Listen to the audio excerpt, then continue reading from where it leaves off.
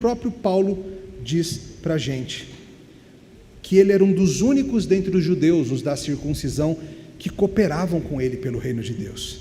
Claro, tinha outros apóstolos, tinha Pedro, tinha um monte de judeus crentes no mundo, mas ali junto com Paulo, trabalhando pelo avanço da fé no Messias, só esses três mesmo.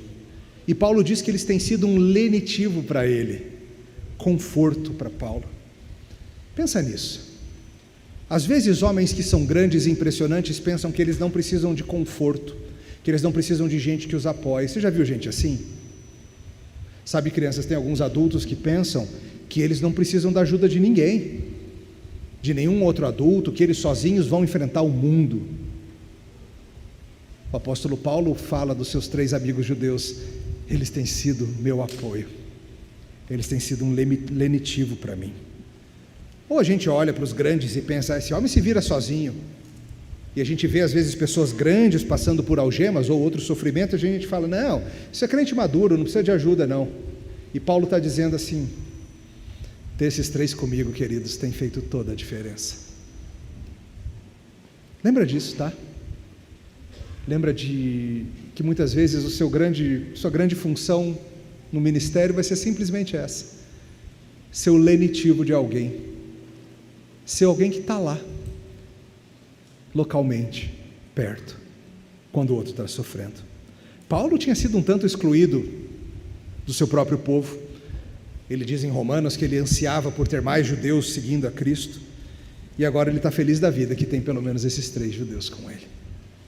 E tem 3 gentios também que ele menciona. Ele fala de Epáfras, está aí no verso 12, um servo de Cristo Jesus. Olha que lindo esse título, né?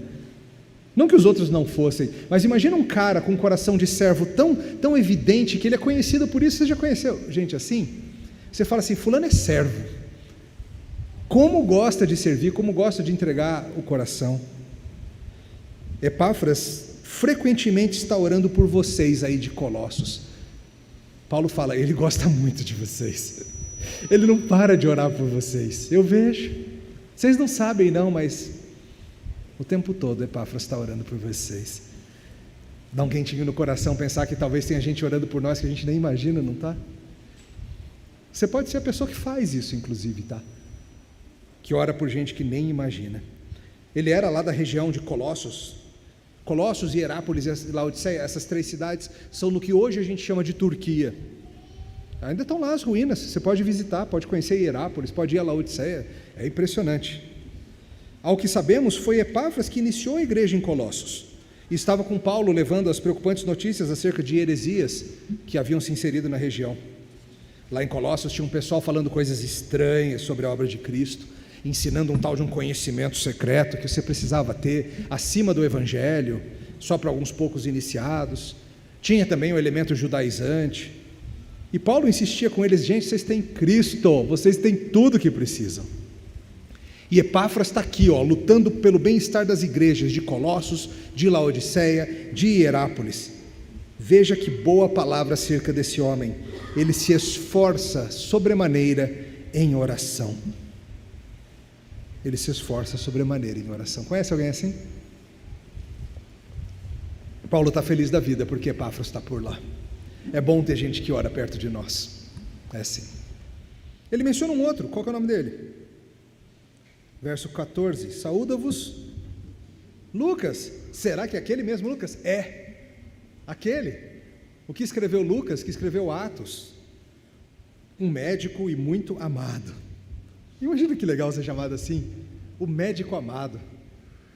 Dá para chamar muita gente assim, né? O fulano amado. Imagina como esse cara devia ser bacana. Nesse momento, Marcos e Lucas e Paulo estão juntos em Roma, na prisão. Não é estranho que o evangelho dos dois tenha tantos pontos em comum, não é? Quando você vê Lucas, às vezes você fala, parece que eu estou lendo Marcos. Claro, esses caras andaram juntos por um tempo. Certamente comparavam histórias, se lembravam de eventos, um tinha um detalhe que o outro não tinha. Lucas escreveu 2 livros que a gente sabe. Talvez tenha sido autor de Hebreus, tá? Tem uma teoria aí, sei lá. Se ele foi, eu gosto de pensar que foi só por causa de uma coisa. Porque se ele foi o escritor de Hebreus, então um gentio escreveu mais Novo Testamento do que qualquer judeu. É só porque nós somos gentios, aí eu fico querendo que os gentios tenham mais. Tem mais um lá também, o nome dele é Demas. Sabemos pouco sobre ele, sabemos que nesse momento ele estava com Paulo, mas infelizmente, como revelado em 2 Timóteo 4,10, a gente tem uma má notícia sobre esse Demas que está aqui. Aqui ele está aqui, Demas, está junto, cadê ele depois? Lá em 2 Timóteo, Paulo fala que Demas o abandonou. Poxa. Seja como for, nesse momento, um time multiétnico unido na mesma fé. Paulo com seus cooperadores locais, e eles são tanto judeus como gentios, isso é belo, é desejável, é glorioso. Paulo não ficava só com os que eram etnicamente seus, mas tampouco os menosprezava. Ele entende que na cultura do reino de Deus algo especial acontece.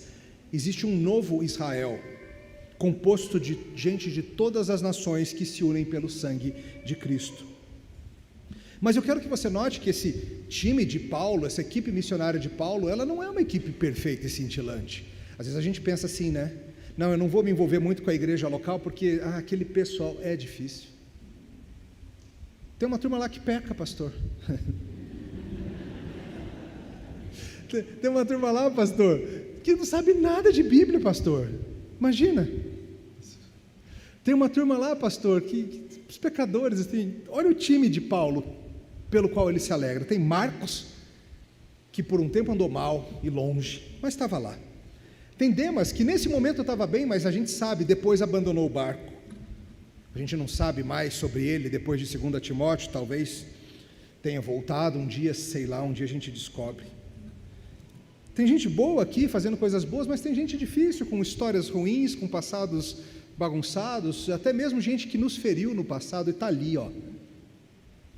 Igreja, querido, não é composta de gente perfeitinha, é composta de gente sendo aperfeiçoada.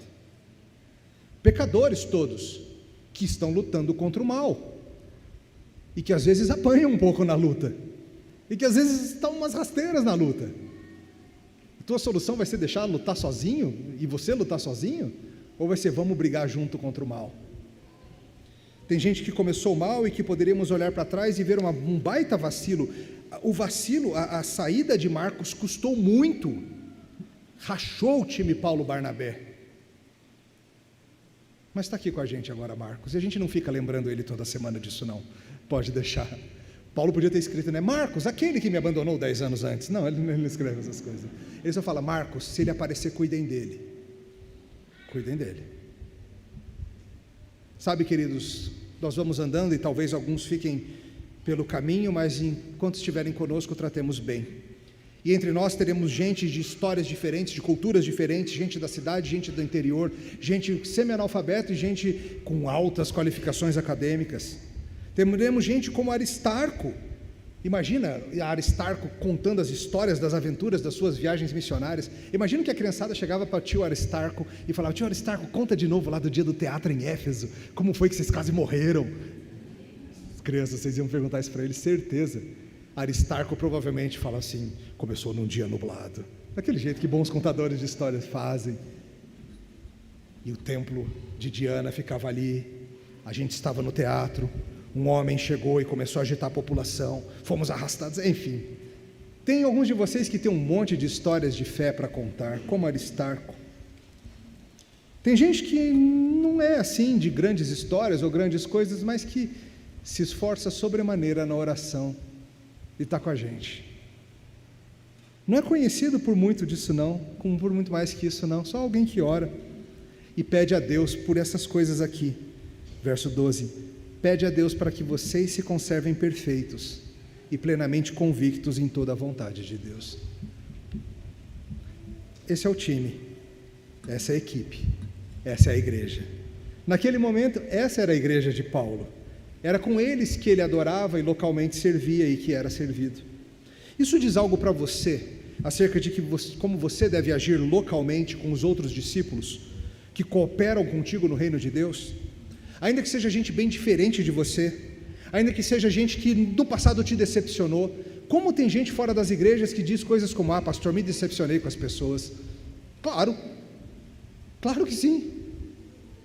E no trabalho você não se decepciona com ninguém, na família também não, só na igreja. Essa é a igreja.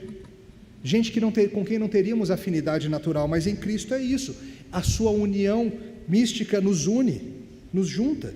Estamos unidos a Ele, e por estarmos unidos a Ele, estamos unidos uns aos outros, e não tem outro jeito. Somos novas criaturas buscando viver assim, para a glória dEle. Nós não vivemos pela velha vida, vivemos pela sabedoria da era futura. Você precisa disso, discípulo. Você precisa agir localmente. Um discípulo de Cristo que está envolvido nos grandes movimentos missionários, que está ligado nas grandes conferências, que participa de grandes obras para todo lugar, mas que não está envolvido na sua igreja local, é algo muito esquisito e não bíblico. Mesmo que seja gente muito diferente de você, gente que já te magoou, gente que não, sei lá. Você precisa disso. Paulo não faz a obra sozinho, ele não é um corpo, ele não tem todas as ferramentas, ele tem uma ou duas. Aristarco tem algumas, Demas tem outras, Jesus, o justo, tem também, e juntos eles estão fazendo uma grande obra. Ele precisa de Lucas, Aristarco, Epáfras e até de Demas.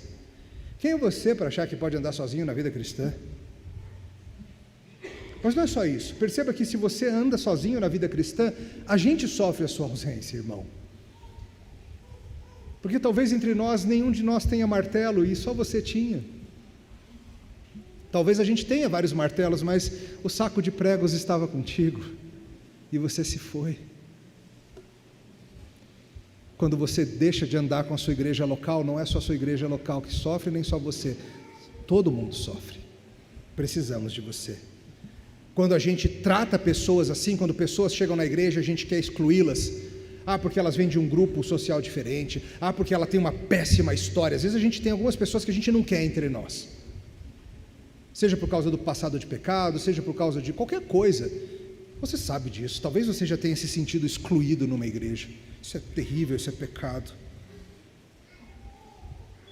Moleques é que tratam a igreja como se fosse um clubinho onde todo mundo pensa igual em tudo. Não. Nós pensamos igual no que importa, acima de tudo, o Evangelho. Mas a gente discorda de algumas coisas e tudo bem. E tudo bem. Atue localmente na obra global do Evangelho. O local é importante. Nós somos membros do corpo de Cristo colocados pertinho. Eu não sei qual é a tua igreja, mas eu quero que você saiba que foi Cristo que te pôs lá. Mas não é só você que Ele pôs lá, Ele pôs exatamente os membros que estão lá. E o Senhor não errou ao escolher quem seria membro da sua igreja local.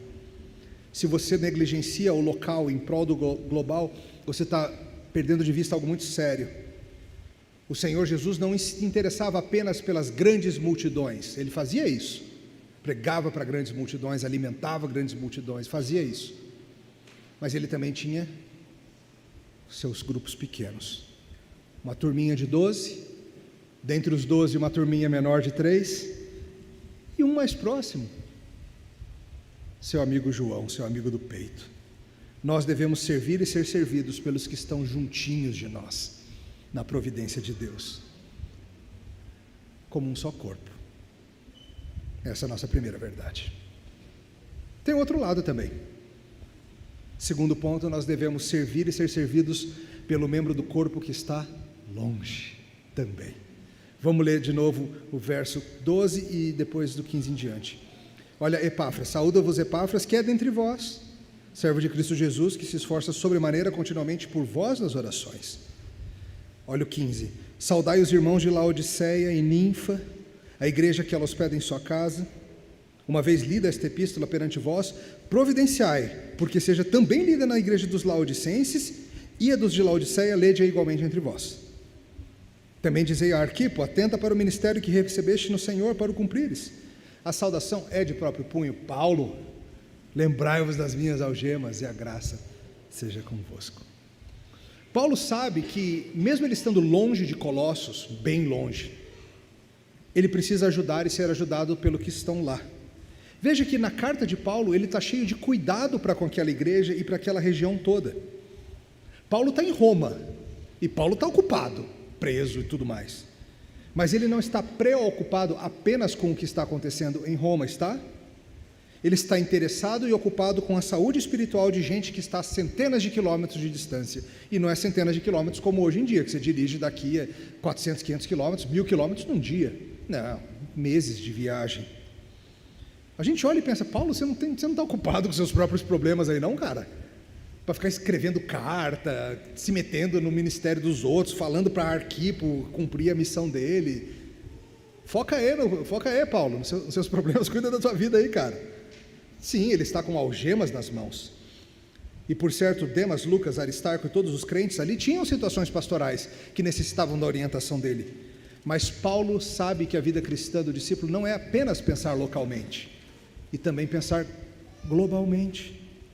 Ele entende que a saúde da igreja global é importante, não apenas o mundinho dele, mas que as coisas que acontecem em Colossos, em Filipos, em Éfeso, em Tessalônica, dizem respeito a ele também, porque somos todos membros de um só corpo que se espalha pelo mundo todo.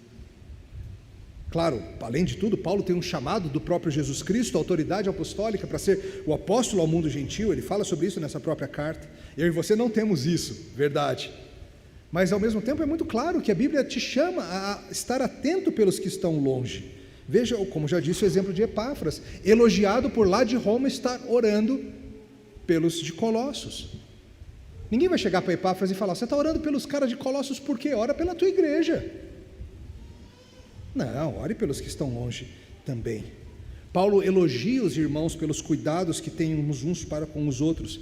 Em outro momento ele fala com alegria sobre a coleta financeira que foi levantada para ajudar os pobres da Judéia. Então Paulo entende muito bem que as igrejas do mundo deveriam estar cuidando umas das outras em alguma medida. Ele pede, por exemplo, para a igreja de Roma, na carta aos Romanos, que se associe a ele no alcançar da Espanha. Então Paulo entendia que todo mundo tinha que se envolver. A missão dele era chegar até os confins da terra, mas ele quer a ajuda de Roma. Ele quer ajuda. E assim por diante. E lá da prisão, Paulo está fazendo recomendações e mandando saudações para os crentes de Colossos. Somos um só corpo. E as coisas boas que fazemos dizem respeito a todos nós. Por isso ele diz coisas como saudai os irmãos de Laodiceia, em particular Ninfa, e a igreja que ela hospeda na casa dela. Nesse tempo, a maioria das igrejas, se não todas, eram em lares. Naquela época não tinha construções dedicadas à adoração cristã como temos hoje. E Ninfa, geralmente a reunião da igreja era na casa de quem topava. Provavelmente a maior casa da igreja era dessa senhora, ou moça, não sabemos, chamada Ninfa. Cavernas, escolas, casas. Eu lembro nos primeiros anos da igreja que pastorei hoje nós temos um prédio mais fixo, mas nos nossos primeiros anos a gente se reunia num salão alugado de um hotel. E assim, para algumas pessoas isso era bem estranho. Lembro quando um pastor amigo foi nos visitar, foi lá, participou do culto com a gente. No final do culto ele falou assim, mas vocês são igreja que nos outros, né? Faz tudo igual. O que você achava que a gente fazia aqui, cara? A gente canta, ora, prega, lê a Bíblia, é culto normal. A igreja que está na casa de Ninfa, saudaia. E veja o cuidado de Paulo ainda em outro sentido importante aí no verso 16. Não deixem de ler essa carta lá em Laodiceia também. A carta foi escrita para Colossos, mas Paulo sabe que ela é a palavra de Deus e que ela é útil para os cristãos de outros lugares também. Não guardem a palavra, não guardem a bênção, não guardem a instrução que receberam só para vocês, não. Vão lá em Laodiceia, que era a alguns quilômetros de Colossos, essas 3 cidades são bem próximas. Não deixem de ir lá, e leiam a carta lá também. E leiam vocês a carta de Laodiceia. Há algumas possibilidades sobre o que é essa carta de Laodiceia. Se você quiser, depois pega um comentário como o do William Hendrickson, ele explora extensamente as várias possibilidades. Eu creio que a mais forte é que realmente Paulo escreveu uma carta também para Laodiceia, mas na providência do Senhor ela sumiu, se perdeu. Você não queria ler a carta Laodiceia? Eu queria. Você não queria, não? Não temos essa carta. Um dia, quando você estiver no céu, você acha um crente de Laodiceia e pergunta, o que dizia na carta? Conta aí. Deve ser algo sensacional. Paulo entendia que a sua autoridade apostólica lhe dava direito para orientar as igrejas do mundo gentil, todas em nome de Cristo. Paulo não tinha como estar presente nem em Colossos, nem em Laodiceia. Por quê? Porque ele estava preso. Pequeno detalhe. mas ele estava escrevendo de próprio punho, pela inspiração de Deus, e o seu escrito funcionaria com a sua autoridade. A autoridade apostólica foi sendo aos poucos transferida dos próprios apóstolos para os escritos dos apóstolos. É o que nós temos hoje. Vocês acabaram de ouvir o pastor Leandro falando que não existem apóstolos hoje. Onde está a autoridade apostólica então? Nos escritos deles. É isso que nós temos para ensinar, para transmitir, para levar adiante. Nós não somos apóstolos, nós ensinamos a doutrina dos apóstolos. Paulo insiste nisso. Um apóstolo em nome de Cristo está fazendo tudo isso, e ele usa essa autoridade para ensinar teologia, ensinar vida cristã. Ele fala sobre cristologia, ele fala sobre os ocultos tesouros da sabedoria e do conhecimento em Cristo, ele corrige algumas coisas. Paulo autoritativamente está ensinando para uma igreja lá longe como viver. Às vezes a gente é resistente a isso. Às vezes o nosso foco no local é tão forte que a gente fala assim: ninguém tem que se meter com o que a gente faz aqui. O presbitério vai dizer para a gente o que fazer? Ou a gente assume que outros não podem ver nossos erros e falar: irmãos, vocês não estão andando bem. Mas uma igreja que ama a Cristo e que se submete à autoridade apostólica deste livro tem que estar pronta a ser corrigida pelos apóstolos no livro. Colossos, Laodiceia, todas essas igrejas precisavam ter um coração manso e submisso à palavra de Deus, e nós também. É duro às vezes ser humilde para fazer isso, mas é possível. Paulo sabe que é importante para toda a igreja global que os de Colossos sejam firmes. É importante que a tua igreja local seja firme na fé, no amor e na esperança, não só por vocês, mas pelo mundo todo. Precisamos de igrejas firmes, saudáveis, corajosas em todo lugar. A ação de Paulo à distância ainda se mostra no que ele tem a dizer acerca de Arquipo, como ele diz no verso 17: não esqueçam de dizer a Arquipo para ele se atentar para o ministério que recebeu no Senhor e cumpri-lo. A gente não sabe que história é essa, né? Eles sabiam. É dessas coisas que a gente lê, a gente fala assim: o que será que Arquipo aprontou? Que Paulo teve que falar, dar um presta atenção nesse, um puxão de orelha. Ó, avisa Arquipo lá que ele tem que fazer o que foi chamado para fazer. O que será que era? A gente não sabe se ele era alguém que deveria ensinar, se era um presbiterato, um diaconato, a gente não sabe. A gente sabe que Paulo está lá, de Roma, preocupado que Arquipo exerça os dons e chamados, a vocação que recebeu do Senhor. E a gente devia estar também. Não como quem gosta de meter o bedelho em todo lugar, mas como quem olha e vê assim: queremos que a igreja de Cristo ande bem. Quando igrejas em outras partes do mundo estão andando por caminhos ruins, de pragmatismo, de falsos evangelhos, de heresias, a gente não devia olhar e falar assim: estou nem aí, não é a minha igreja. A gente deveria olhar com tristeza e pedir ao Senhor, como Epáfras pede: Senhor, conserva aquela denominação, conserva a igreja naquele país distante, do outro lado do mundo, conserva o Senhor perfeitos e convictos de toda a verdadeira Escritura, conserva o Senhor. É muito interessante como nós, muitas vezes, nós reformados, nós somos rápidos em olhar igrejas que estão indo mal e criticá-las, e a gente tem que fazer isso em alguma medida. Mas alguma vez a gente para e faz isso aqui que Epáfras faz: Senhor, traz essa denominação de volta, traz essa igreja que já andou bem e hoje está indo por caminhos estranhos, traz-os de volta. Muda o coração daqueles pastores, muda o coração daqueles teólogos, convence-os da sã doutrina, Senhor. Você já orou assim alguma vez? A gente devia estar preocupado globalmente, a gente devia estar atento a isso, porque quando uma parte do corpo sofre, todo o corpo sofre. A gente já não aprendeu isso? A gente acha que isso significa só a igreja local. Não é só a igreja local, é a igreja global também.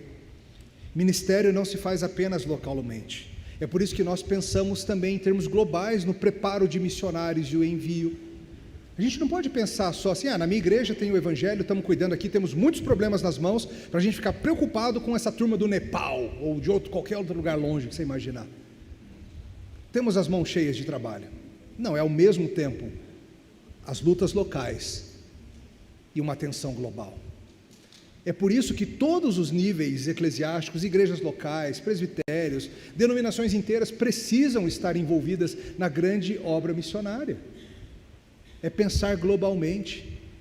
É por isso que nós devemos sim estar interessados nos rumos que outras denominações, que outros países estão seguindo, porque é um só povo, com as suas inúmeras expressões locais, mas um só povo, uma só igreja, espalhado pela terra.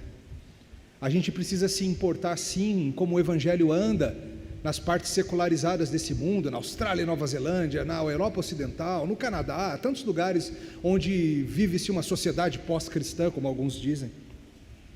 Assim como nós devemos estar interessados com o que está acontecendo nas tribos animistas da Amazônia e nas tribos animistas do interior da África e nas ilhas do Pacífico Sul, que já foram evangelizadas no passado e hoje tem coisas estranhas acontecendo. Assim como nos países do antigo bloco soviético, ou países hoje ainda fechados para o Evangelho, no mundo muçulmano, tantos lugares, a gente tem que estar atento e orando e pedindo a Deus e trabalhando contra isso. E ainda assim está orando pela irmãzinha da igreja que está doente, e ajudando a senhorinha que está tendo que fazer uma mudança e não tem ninguém para ajudar e precisava muito que a mocidade fosse lá carregar as caixas dela. Não é um ou outro, é tudo junto. É glocal, é global e local, é o povo de Cristo espalhado pela terra. E assim sermos gratos pelos que abrem as suas casas para receber uma igreja em nascimento, lembrarmos dos que estão em cadeias, orarmos e exortarmos uns aos outros para que cada um faça a sua parte, e não sejamos que nem Arquipo, que tinha uma ferramenta na mão, mas não estava usando. E assim a gente avança. Glocal, uma comunidade global que se mostra em inúmeras expressões locais. Você ser parte disso é um privilégio incomparável, você sabia disso? Você é parte da única instituição deste planeta que vai existir no mundo recriado. Teu time de futebol não vai existir no mundo recriado, não vai. As nações como a gente as chama hoje, Brasil, Finlândia, não vão existir no mundo recriado. A empresa a qual você dedica os melhores anos da sua vida, também não. Sabe o que vai existir para sempre? A igreja, e você é parte dela, local e globalmente, e você está envolvido com ela, é um privilégio incomparável. Cristo em nós, muitos membros, um só corpo, muitas cores e grupos étnicos, um só Senhor. Muitas expressões culturais que quando a gente olha nos parecem um tanto estranhas, um só batismo. Um povo tão diverso, filhos do mesmo Pai, por causa de Jesus, que é dono tanto do que é local como do que é global, tudo é dele. Ele é o cabeça do corpo, ele é o primogênito de toda a criação. Ele tem a primazia. Aprove a Deus pelo sangue de sua cruz reconciliar consigo todas as coisas, quer sobre a terra, quer nos céus. Hoje a gente só tem vislumbres disso. A gente não vê isso ainda na plenitude, mas a gente tem vislumbres. Quando você para e recebe notícias de um missionário do outro lado do mundo, você fala, quer saber, dessa vez eu vou ler essa newsletter que o nosso missionário lá na Mauritânia mandou, em vez de só apagar o PDF, eu vou ler. E você lê e você fala, uau, o Senhor está fazendo coisas interessantes por lá. Vou orar por essa turma. Ou quando você vê um irmãozinho do lado da sua igreja que fala para você assim, que ele tem conseguido entender algumas coisas da Bíblia que ele nunca tinha entendido, e você fala, que legal, que coisa boa. As coisas estão acontecendo, Cristo está reconciliando o mundo consigo mesmo. A gente ainda vê pouco, mas a gente vê. E quando Cristo, que é a nossa vida, se manifestar, aí diz a palavra, vocês também serão manifestados com Ele, e em glória. Enquanto isso, oremos uns pelos outros, instemos os outros a cumprirem suas vocações, não nos esqueçamos das algemas, saudemos uns aos outros, e que a graça seja convosco. Amém. Louvado seja o Senhor pela igreja, teu povo indestrutível. Nós te louvamos porque somos parte desse projeto maravilhoso que vai durar para sempre. Reconhecemos que às vezes não a amamos como deveríamos. E pedimos que o Senhor nos dê amor pelo local e pelo global. Em nome de Jesus, o cabeça. Amém.